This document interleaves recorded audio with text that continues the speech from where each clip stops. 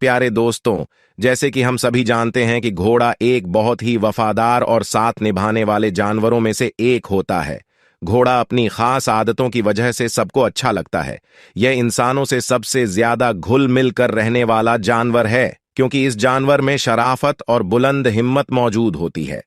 मगर कुछ लोगों का कहना है इस जानवर में घमंड भी पाया जाता है। इसी वजह से घोड़ा अपने आप में ही ज्यादा मस्त रहता है, लेकिन किसी औरत का हर वक्त घोड़े के साथ में रहना और उसके साथ में खेलना कूदना कितना ज्यादा नुकसानदेह साबित हो सकता है, इसके बारे में जानकर आप भी हैरान रह जाएंगे और आपके पैरों तले जमीन खिसक जाएगी। क्योंकि दोस्तों, इस घोड़े की कीमत बादशाह भी नहीं लगा पाया और वह औरत किसी भी कीमत पर उस घोड़े को बेचने को तैयार न थी। लेकिन आखिर ऐसा क्यों हुआ और वह घोड़ा उस औरत के लिए इतना खास क्यों था? उसके साथ उसका क्या रिश्ता था और राजा उस घोड़े को खरीदने के लिए मुंह मांगी कीमत देने को तैयार था? तो प्यारे दोस्तों, जानेंगे सारी बातें। इसी वजह से इस वीडियो को आखिर तक जरूर देखिएगा। तो प्यारे दोस्तों, ये कहानी उस जमाने की है जब हमारा देश आजाद भी नहीं हुआ था और छोटे छोटे रियासतों में हमारा देश बंटा हुआ था।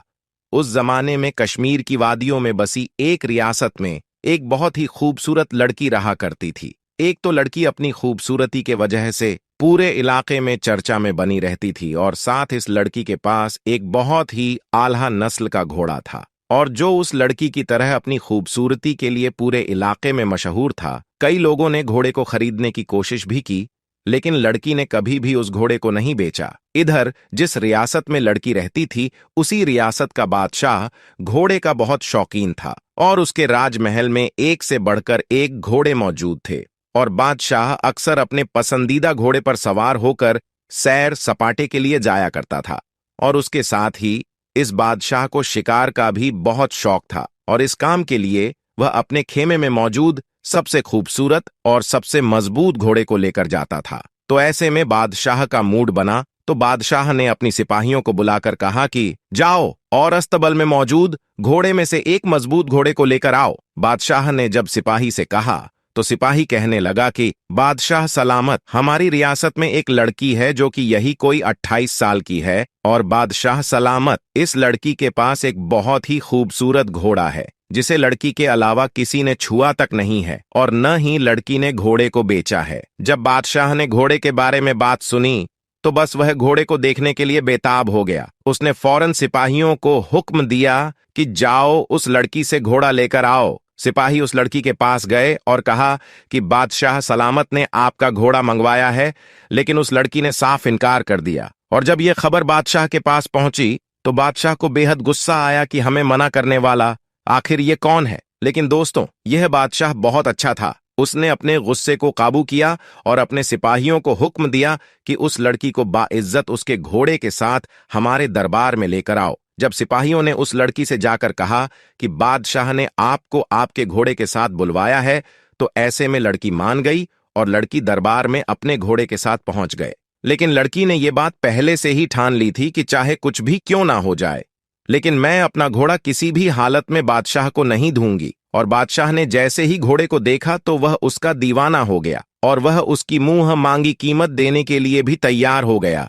लेकिन लड़की ने कहा कि अगर आप अपनी पूरी रियासत भी मुझे देंगे तो भी इस घोड़े की कीमत के मुकाबले नहीं हो सकती है। मैं इस घोड़े को किसी भी कीमत पर बेचने के लिए तैयार नहीं हूं। तो इस पर बादशाह ने पूछा कि आखिर इस घोड़े में ऐसा क्या है? तो लड़की ने कहा कि बस यह मेरा पसंदीदा घोड़ा है। लड़की ने कहा, हाँ, आप चाहे तो इस घोड़े की सवारी कर सकते हैं। बादशाह ने सोचा कि चलो एक बार ही सही घोड़े की सवारी ही कर लेता हूं। तो फिर बादशाह ने जब उस घोड़े की सवारी की तो वह उसकी दौड़ और फुर्ती का दीवाना हो गया और वह लड़की को मुंह मांगी कीमत देने के लिए फिर से तैयार हो गया। लेकिन लड़की फिर भी इस बार न मानी और उसका जवाब ना ही था। तो बादशाह ने कहा कि ठीक है, तुम्हारी मर्जी, मत बेचो। लेकिन बादशाह कहने लगा, अच्छा तो तुम आज शिकार के लिए अपना घोड़ा हमें दे सकती हो? तो लड़की सोच में पड़ गई। फिर उसने सोचा, चलो मैं घोड़ा ही दे देता हूं। लेकिन लड़की ने कहा कि मेरी एक शर्त है, जब आप गांव में सही सलामत वापस आएंगे तो इस घोड़े को रियासत के शाही होने का हुक्म देंगे। लड़की की बात सुनकर बादशाह भी तैयार हो गया और अब वो उस घोड़े के ऊपर शिकार के लिए बिल्कुल तैयार था। बादशाह उस दिन बहुत ज्यादा खुश था अगले दिन जब बादशाह जाने लगा तो उसके पीछे कुछ सिपाही भी निकले। जब बादशाह शिकार की जगह पर पहुंचा तो उसने घोड़े को रोकने की कोशिश की, लेकिन पूरी कोशिश के बावजूद घोड़ा नहीं रुका और घोड़ा हवा से बातें करता हुआ और अपनी पूरी रफ्तार से आगे बढ़ता जा रहा था। बादशाह के पीछे चल रहे सिपाही घबरा गए और सोच में पड़ गए कि आज से पहले तो बादशाह सलामत इससे आगे कभी नहीं गए थे, तो आखिर अभी इस इलाके में कहां जा रहे हैं। फिर वह बादशाह के पीछे चलती है। फिर थोड़ी देर चलने के बाद घोड़ा एक ऐसी जगह रुका जहां बहुत सारे फल और नदियां और बहुत खूबसूरत नजारा था, जिसे देखकर बादशाह का दिल खुश हो गया। उसे वहां बहुत अच्छा सुकून मिल रहा था। उसे ऐसा लग रहा था कि इससे अच्छी जिंदगी कहीं नहीं हो सकती, क्योंकि दोस्तों वहां का जो माहौल था वह बहुत ज्यादा सुंदर और शांत था, जिसे देखकर मन और दिमाग अपने आप ही शांत हो जाता था। और वहां बादशाह की पसंद के जानवर भी शिकार के लिए मौजूद थे, जिसे देखकर बादशाह और भी ज्यादा खुश हो गए। और बादशाह ने सोचा कि यह घोड़ा तो बहुत ही समझदार है, मैंने आज से पहले इससे ज्यादा खूबसूरत जगह कहीं नहीं देखी थी। फिर बादशाह ने वहां खूब शिकार किया और फल खाए और वापस आकर लड़की को उसका घोड़ा देते हुए कहा कि वाकई में आज से पहले मैंने इतना शानदार घोड़ा कहीं नहीं देखा था। इसके बाद फिर से बादशाह ने लड़की को घोड़ा बेचने के लिए कहा, लेकिन लड़की ने मना कर दिया और वादे के मुताबिक बादशाह ने घोड़े को शाही घोड़े का तगमा दे दिया। लेकिन अभी भी बादशाह के दिमाग में यह बात थी कि आखिर लड़की को घोड़े के साथ इतना लगाव क्यों है।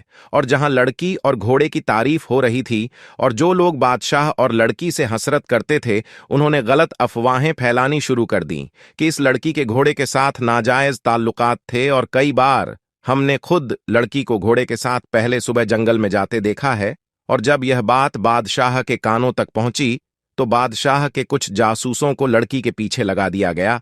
फिर जासूसों ने भी लड़की को सुबह घोड़े पर सवार होकर जाते हुए देखा तो उन लोगों ने कहा, जी हां, बादशाह सलामत रोज सुबह उसे घोड़े के साथ वह लड़की जंगल में जाती है। और सिपाहियों ने बताया कि जब वह आती है तो उसके पास कुछ फल या फिर शिकार किया हुआ जानवर होता है। यह सब सुनकर बादशाह समझ नहीं पा रहा था कि आखिरकार असल मामला क्या है। तो फिर बादशाह ने उस लड़की से ही पूछा कि तुम जंगल क्यों जाती हो। तो लड़की ने राज से पर्दा उठाते हुए बताया कि दरअसल मैं इसी जंगल में पैदा हुई थी और मेरे माँ बाप बचपन में ही गुजर गए थे। उसके बाद से ही मैं इन्हीं जानवरों के बीच पली बड़ी हूँ। ऐसे में मुझे जानवरों से बहुत प्यार था और मैं हर जानवर का ख्याल रखती थी। इसी दौरान जंगल से गुजरते हुए एक बुजुर्ग मुझे यह घोड़ा देकर चले गए और उन्होंने मुझसे कहा कि तुम इस घोड़े का ख्याल रखना और यह तुम्हारा ख्याल रखिएगा। उसके बाद लड़की ने बताया कि मैं इस घोड़े से इतना प्यार करती थी, इसका इतना ख्याल रखती थी जितना कि बाकी जानवरों से नहीं करती थी। और जैसे जैसे घोड़ा बड़ा होता चला गया तो यह मेरा ख्याल रखने लगा और हमेशा की तरह यह मुझे ऐसी जगह लेकर जाने लगा जहां से मैं कभी गुजरी नहीं थी और वह जगह इससे पहले मैंने कभी नहीं देखी थी। और वहीं से मैं फलों की टोकरी या शिकार किया हुआ जानवर लेकर आती हूं और उनको बेचकर अपना गुजारा करती हूं। उसके बाद फिर सब लोगों को समझ में आ गया कि आखिरकार लड़की और घोड़े के बीच में क्या रिश्ता है, और यह जो रिश्ता है यह रिश्ता वफा और मोहब्बत का है। तो इस कहानी से बात तो समझ में आती है कि चाहे भले ही इंसान से मोहब्बत करें तो उसे धोखा मिलने की गुंजाइश तो होती है, लेकिन जब आप एक जानवर से मोहब्बत करेंगे तो आपको कभी भी धोखा नहीं मिलेगा। क्या आप लोग इस बात से वाकिफ हैं? जो लोग गुनहगार होते हैं, अल्लाह के दिखाए हुए राह पर नहीं चलते, धोखेबाजी करते हैं, ऐसे लोगों को अल्लाह अजाब देते हैं और उन्हें मौका देते हैं कि अभी वक्त है, सुधर जाओ, वरना इससे भी बुरा अजाब तुम्हें मिल सकता है। चलिए दोस्तों, आपको एक और वाक्य के बारे बताता हूं। हजरत उस्मान गनी रजी अल्लाह ताला अन्हु का दौरा खिलाफत है। आप रजी अल्लाह ताला अन्हु अपने कमरे में बैठे हुए हैं। एक बंदा आपके कमरे में आता है और आकर कहता है कि ए आमिनुल मोमिनीन हजरत उस्मान रजी अल्लाह ताला अन्हा, एक बहुत बड़ा हादसा हो गया है। हजरत उस्मान रजी अल्लाह ताला अन्हु ने पूछा, क्या हादसा हो गया है? तो वह शख्स कहता है कि ए अमीनुल मोमिनीन, मैंने शादी की थी एक औरत से और आज उस औरत की शादी को 6 महीने मुकम्मल हो गए हैं और मेरी बीवी ने एक बच्चे को जन्म दे दिया है।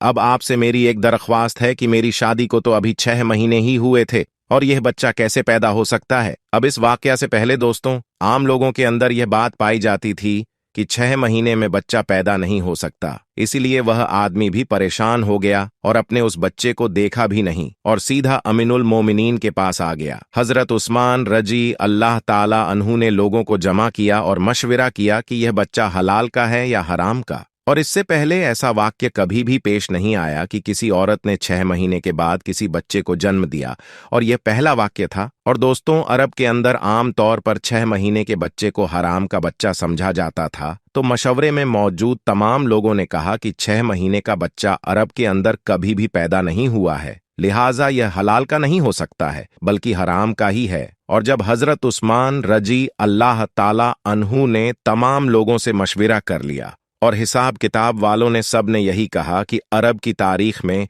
6 महीने के बच्चे को हराम समझा जाता है, तो यहाँ पर हजरत उस्मान रजी अल्लाह ताला अन्हा ने हुक्म दिया कि औरत को संगसार कर दिया जाए। हजरत उस्मान रजी अल्लाह ताला अन्हु ने हुक्म दिया कि औरत को खुले मैदान के अंदर जमीन में गाड़ कर रज्जन का अमल शुरू कर दिया जाए। अब जैसे ही आपने हुक्म दिया और आपने यह फैसला फरमाया तो यह खबर आसपास के इलाकों में फैल गई और चलते चलते ये खबर हजरत अली रजी अल्लाह ताला अन्हा के कानों में भी जा पहुंची। अब हजरत अली उस मैदान के बजाय जहां उस औरत को संघार किया जाना था वहां पर न जाते हुए सीधा हजरत उस्मान रजी अल्लाह ताला अन्हा के पास जा पहुंचे और सलाम करने के बाद अमीनन मोलिनी से पूछा कि उस्मान, क्या आपने यह हुक्म दिया है कि उस औरत को रजन किया जाए जिसने 6 महीने का बच्चा पैदा किया है?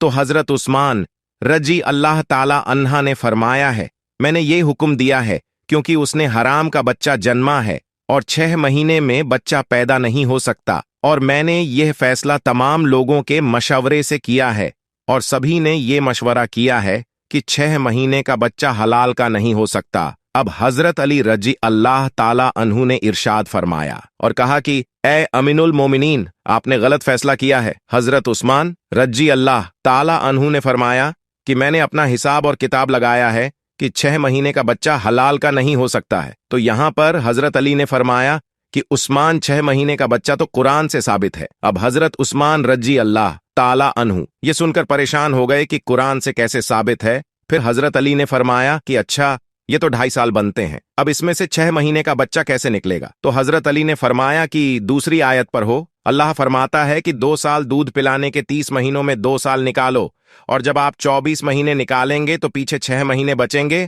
तो हजरत उस्मान रजी अल्लाह ताला अन्हु फरमाने लगे कि ए अली, बात तो तुमने बिल्कुल ठीक कही है। हजरत अली रजी अल्लाह ताला अन्हु ने फरमाया, कयामत तक अगर किसी औरत का 6 महीने का बच्चा बिस्तर पर पैदा हुआ है तो उसे हलाल किया जाएगा, हराम नहीं, क्योंकि यह कुरान की आयत के मुताबिक है। और सारी दुनिया झूठी हो सकती है लेकिन कुरान पाक की बात कभी झूठी नहीं हो सकती। हजरत उस्मान रजी अल्लाह ताला अन्हु ने फौरन सिपाहियों को दौड़ाया। अल्लाह ना करे कि उस औरत का संगसार कर दिया जाए तो कयामत के दिन मैं उस्मान को क्या बोलूंगा। हजरत उस्मान रजी अल्लाह ताला अन्हु रोने लगे और आपकी चीख निकल गई और आप अपने आप से फरमाने लगे, कल कयामत के दिन अल्लाह को तू क्या जवाब देगा? और आपने सिपाहियों से फरमाया कि जल्दी जाइए, उस औरत को बचाइए। हजरत अली रजी अल्लाह ताला अन्हा भी वहां से निकले और वह सिपाही भी निकले। अल्लाह का करम है, ऐसा हुआ कि उस औरत को जमीन में गाड़ दिया गया और उसका सिर्फ चेहरा ही बाहर था और उसकी बहन उसे आखिरी मुलाकात करने आई हुई है और जारोकता रो रही है और उससे बातें कर रही है। अब सिपाही भी वहां पर पहुंच गए, हजरत अली भी वहां पहुंच गए। उस वक्त वहां पहुंचते ही हजरत उस्मान रजी अल्लाह ताला अन्हु ने उस रजन को रोकने का हुक्म दे दिया। उस वक्त उस जमीन में गरही हुई औरत ने अपनी बहन से एक बात कही है कि ऐ मेरी बहन, मत रो और ना यह गम कर, और कहने लगी कि उस्मान रजी अल्लाह ताला अन्हु के हुक्म से मुझे रजन तो किया जा रहा है, लेकिन मैं अल्लाह की कसम खाकर कहती हूं कि जिन्ना तो बहुत दूर की बात है, खुदा की कसम मुझे किसी गैर महरूम ने छुआ तक नहीं है। और उस औरत को उसी वक्त जमीन से बाहर निकाला गया और हजरत उस्मान रजी अल्लाह ताला अन्हु ने उस औरत को अपने पास बुलाया और उसके बेटे को पेश किया गया। रिवायत के अंदर ही यह अल्फाज मौजूद है कि जिस तरह परिंदों में 2 अंडे मिला दिए जाए तो पता ही नहीं चलता कि कौन सा अंडा किसका है, दोनों में क्या फर्क है। इसी तरह उस बच्चे की शक्ल और सूरत बिल्कुल उसके वालिद के ऊपर थी और वालिद ने उसको अभी तक नहीं देखा था। वालिद ने जब देखा और कहा कि अल्लाह की कसम यह तो मेरा ही बेटा है। तो मेरे प्यारे अजीज दोस्तों, यहाँ पर एक बात तो मालूम हो गई कि जो 6 महीने में बच्चा पैदा होता है उसे हलाल का समझा जाएगा, क्योंकि कुरान पाक में यह फैसला मौजूद है। तो उम्मीद करते हैं अगर आपको आज की हमारी वीडियो पसंद आई हो तो इस वीडियो को लाइक जरूर करें और चैनल को सब्सक्राइब करके और साथ लगे बेल आइकॉन को प्रेस कर दें, ताकि हम हमारे चैनल पर जो भी वीडियोस अपलोड करते हैं उसकी नोटिफिकेशन आपको मिलती रहे। तब तक के लिए अल्लाह हाफिज।